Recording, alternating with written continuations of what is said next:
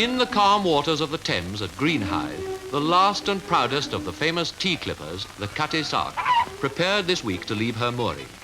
Officially part of the Thames Nautical Training College, she had been lying idle here for the past 5 years, cared for but unwanted.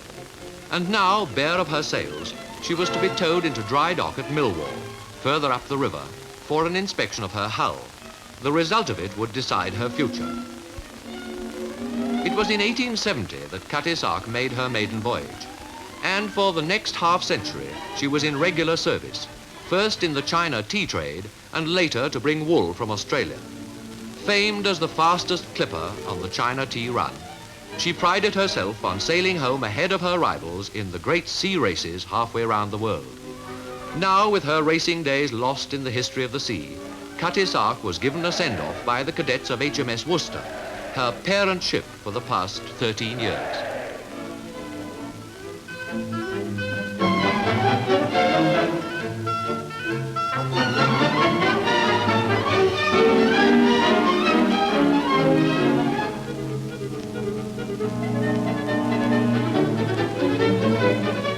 The same evening, after a 9-mile trip up her home river, Cutty Sark reached Millwall, the dock to which in the past she had so often brought her cargoes of tea and wool.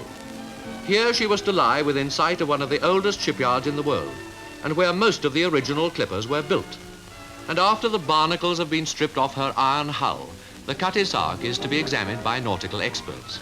They will decide her fate, whether she is fit to survive or whether she must be broken up. If her hull proves to be sound, she will probably make one more trip to a permanent mooring, where she will be refitted and preserved as a perfect example of her day, the day of the tall ships.